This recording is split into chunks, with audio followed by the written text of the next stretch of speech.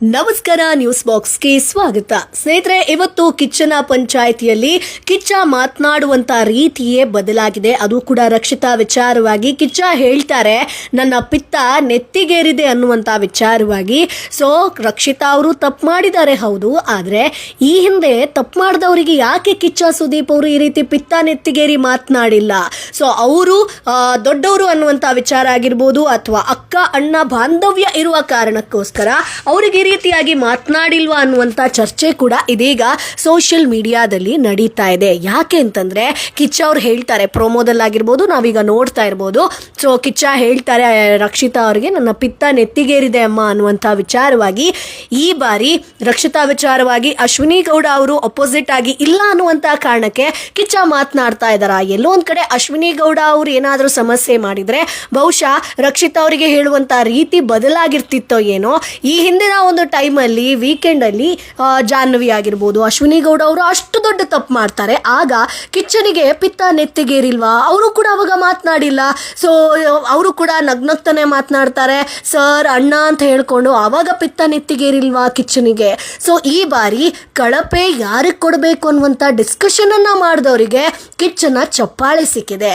ಇದೇನಪ್ಪ ಅಂತ ಸಾಕಷ್ಟು ಜನ ಇದೀಗ ಕಿಚ್ಚನ ವಿರುದ್ಧ ಆಗಿರ್ಬೋದು ಅಥವಾ ಬಿಗ್ ಬಾಸ್ ವಿರುದ್ಧ ಮಾತನಾಡ್ತಿದ್ದಾರೆ. ಹೌದು, ರಕ್ಷಿತಾ ಗೌಡ ತಪ್ಪು ಮಾಡಿದ್ದಾರೆ, ಹೌದು. ಆದರೆ ನಾವು ಪ್ರೋಮೋದಲ್ಲಿ ನೋಡ್ಬೋದು ಕಿಚ್ಚ ಅವರು ಯಾವ ರೀತಿಯಾಗಿ ರಕ್ಷಿತಾಗೆ ಮಾತನಾಡ್ತಾರೆ ಅನ್ನುವಂಥದ್ದು. ಆದರೆ ಇದೇ ಒಂದು ಖಡಕ್ ಆಗಿರ್ಬೋದು ಅಥವಾ ಇದೇ ಒಂದು ದಾಟಿ ಯಾಕೆ ಹಿಂದಿನ ವಾರ ಇರಲಿಲ್ಲ ಅನ್ನುವಂಥದ್ದು. ಸಾಕಷ್ಟು ಜನ ತಪ್ಪು ಮಾಡಿದ್ದಾರೆ, ನಾವು ತಪ್ಪೇ ಮಾಡಿಲ್ಲ ಅನ್ನುವಂಥ ವಾದವನ್ನ ಕೂಡ ಮಾಡಿದ್ದಾರೆ. ಆದರೆ ಅವರಿಗೆ ಕಿಚ್ಚ ಸುದೀಪ್ ಮಾತನಾಡುವಂಥ ಶೈಲಿ ಬೇರೆ ಇತ್ತು, ಈಗ ರಕ್ಷಿತಾ ಅವರಿಗೆ ಮಾತನಾಡುವಂಥ ಶೈಲಿ ಬೇರೆ ಇದೆ. ಇದು ಏನು?